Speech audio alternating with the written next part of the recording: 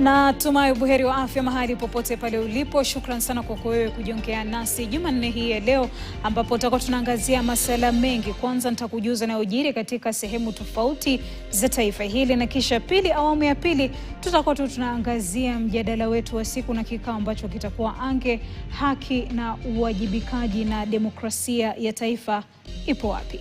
Basi mimi ni wakwako, jina Milia Kisienya. Kwa sasa niruhusu tuangazie yanayoibuka.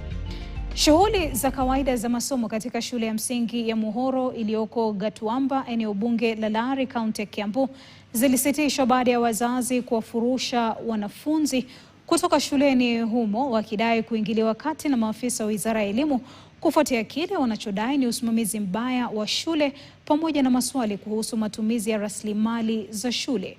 Wazazi hao wanataka mwalimu mkuu pamoja na bodi ya usimamizi wa shule kufanyiwa uchunguzi, huku wasisitiza kuwa hawatawarejesha watoto wao shuleni hadi pale stahiki zitachukuliwa. Mwandishi wetu kutoka kaunti ya Kiambu, Kimaku Chege, anaarifu.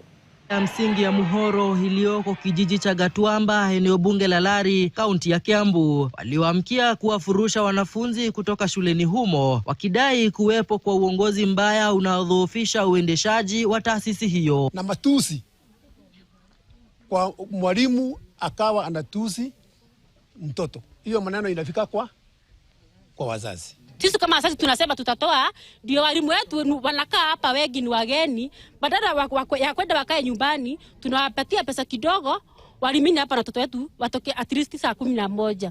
Hiyo pesa mwalimu mkuu anachukua hiyo pesa.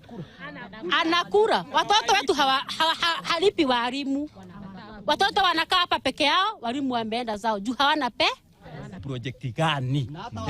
Na watoto ni kuwauliza, mtoto amebeba borea na nimetoa pesa ya project. Mtoto anakuitisha mbolea na viazi. Wazazi hao wanamtuhumu mwalimu mkuu kwa kile wanachodai ni matumizi yasiyo wazi ya fedha za shule, wakisema hali hiyo imechangia kuzorota kwa mazingira ya kujifunzia, kuadhiri hadhi ya elimu katika shule hiyo. Huku pesa ni cash. Watoto kila saa kutoka anakuja Monday na Tuesday. Monday watoto nyumbani, Tuesday watoto nyumbani. Na ukikuja unamwambia ulipe pesa na simu, anataka cash. Natoa pesa na watoto wao hawasomeshwi. Sasa si watoto wanaenda nyumbani? Si ni lazima wazazi wanalalamika sababu wametoa haki yao wakapatia walimu na walimu haribu yetu. Tafadhali tusiharibu shule yetu. Baada ya majibizano ya muda kati ya wazazi na maafisa wa elimu, mkurugenzi wa elimu wa kaunti ndogo ya Lari aliwatuliza kwa kuwaahidi hatua za muda, huku uchunguzi kuhusu malalamishi hayo ukianzishwa. Nitamuomba mwalimu juu wako hapa, tutakaa naye kando kidogo, sivyo? Tutakaa naye kando kidogo, deputy atasimamia shule, alafu tuendelee.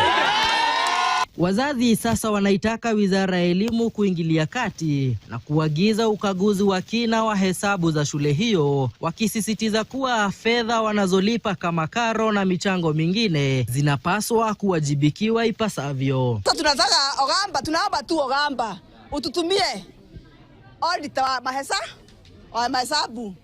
Juu mwalimu ametunyanyasa kabisa.